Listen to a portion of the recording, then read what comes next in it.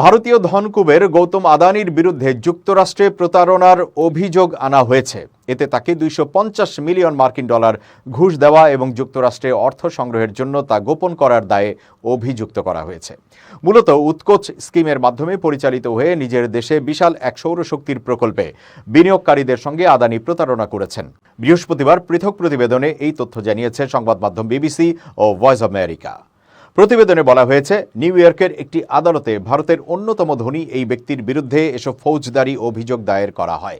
৬২ বছর বয়সী আদানির ব্যবসা বর্তমানে বন্দর এবং বিমানবন্দর থেকে পুনর্নবীকরণযোগ্য জ্বালানি পর্যন্ত বিস্তৃত।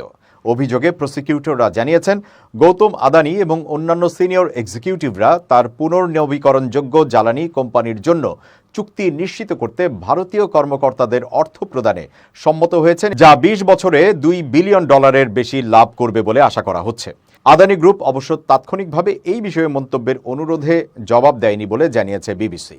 সংবাদ মাধ্যম বলছে, নিরাপত্তা সংক্রান্ত জালিয়াতি এবং নিরাপত্তা ও ওয়াইআর জালিয়াতির বিষয়ে ষড়যন্ত্র করার অভিযোগে ৬২ বছর বয়সী গৌতম আদানির অভিযুক্ত হওয়ার কথাটি বুধবার প্রকাশ করা হয়। তার বিরুদ্ধে অভিযোগ হচ্ছে, তিনি সেই সব বিনিয়োগকারীকে প্রতারিত করেছেন যারা একটি প্রকল্পে বহু বিলিয়ন ডলার বিনিয়োগ করেছেন। তিনি তার এই পরিকল্পনার কথা জানাননি যে ভারতীয় কর্মকর্তাদের তিনি $25 কোটিরও অধিক ঘুষ দিয়ে সৌরশক্তি সরবরাহের এই লাভজনক কন্ট্রাক্টটি পান। আদানির ব্যবসা এবং প্রকল্পের সঙ্গে সম্পৃক্ত আরও বহু লোকের বিরুদ্ধেও অভিযোগ আনা হয়েছে।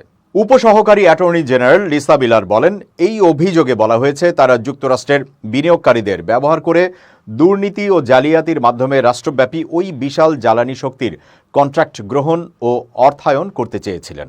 আদালতের অনলাইন রেকর্ডে আদানির পক্ষের আইনজীবীদের তালিকা প্রকাশ করা হয়নি। তার কোম্পানি দ্য আদানি গ্রুপের নামে পাঠানো একটি ইমেইল বার্তায় মন্তব্য চাওয়া হয়েছে। গৌতম আদানি ভারতের ক্ষমতাসীন দল বিজেপির ঘনিষ্ঠ বলে মনে করা হয়। ১৯৯০-এর দশকে কয়লার ব্যবসার মাধ্যমে তিনি নিজের ভাগ্য গড়ে তোলেন। পরে আদানি গ্রুপ প্রতিরক্ষার সরঞ্জাম থেকে শুরু করে রাস্তা নির্মাণ, এমনকি ভোজ্য তেল বিক্রি সহ ব্যবসার বিভিন্ন দিকে সম্পৃক্ত হয়েছে। বর্তমানে তাদের ব্যবসা বন্দর এবং বিমানবন্দর থেকে পুনর্নবীকরণযোগ্য জ্বালানি পর্যন্ত বিস্তৃত।